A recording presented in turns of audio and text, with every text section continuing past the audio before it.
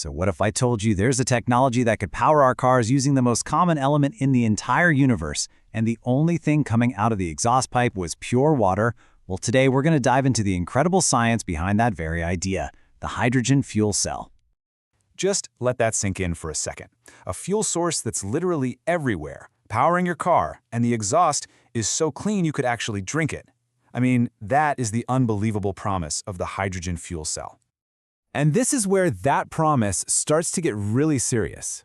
You know, a typical petrol engine, it's shockingly inefficient. Something like 75% of the energy from the fuel you pay for is just gone, wasted as heat. A fuel cell, on the other hand, is more than twice as efficient, turning over half of the fuel's energy directly into electricity. So how does this thing actually work? Well, the best way to think about it is like a battery that never ever runs out. So let's pop the hood and see what's going on inside. And here's the absolute key difference.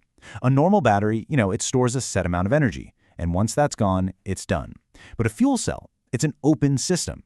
As long as you keep feeding it fuel, hydrogen in this case, and you've got oxygen from the air, it will just keep on generating electricity.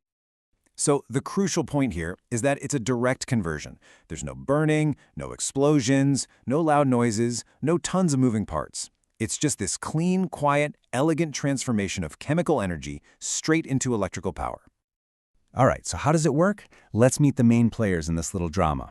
We have two electrodes, the negative anode and the positive cathode.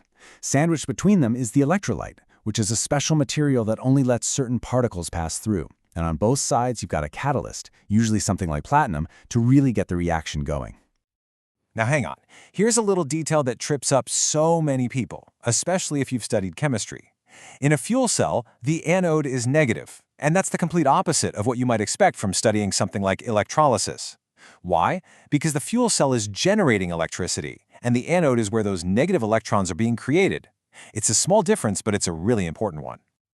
Okay, we've met the cast of characters, now let's see them in action. This is where the real magic happens, the chemical journey that actually creates the electricity. So here's the big picture. Hydrogen gas flows in on the anode side, and oxygen, just from the air, comes in on the cathode side. Now the whole secret to this entire process is that the electrons from the hydrogen get separated and are forced to take the long way around through an external circuit.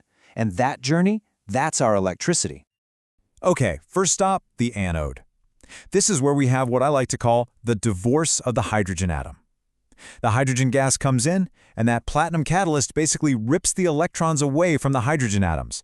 This is called oxidation, and it leaves us with two separate things: positively charged hydrogen ions and a bunch of newly single free electrons. And this is the really clever part. These two particles take completely different paths. The negative electrons, they can't get through the electrolyte in the middle. They're blocked, so they're forced to travel through that external wire, powering a motor or a light bulb along the way. Meanwhile, the positive hydrogen ions, they sail straight through the electrolyte, right to the other side. And what's waiting for them at the cathode? Oxygen. This is the grand reunion. The oxygen from the air, the hydrogen ions that just came through the electrolyte, and the electrons that just did all that work powering our motor. They all meet up and combine. This reaction is called reduction, and the final result is water. When you put that whole journey together, all that complex chemistry just boils down to this beautifully simple equation. Hydrogen plus oxygen equals water. That is it. No carbon dioxide, no nasty pollutants, just pure H2O.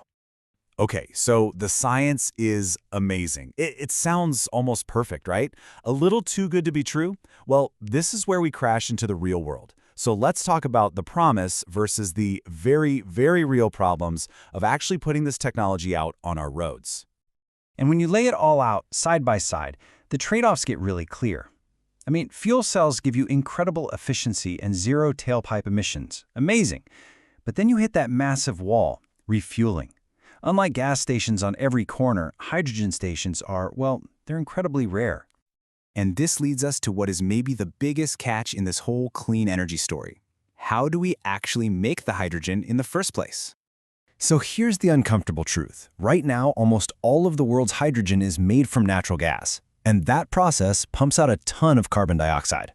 So think about that. We're burning a fossil fuel to make a clean fuel. The real dream, the green ideal you see on the right, is to use renewable energy, like solar or wind, to split water into hydrogen.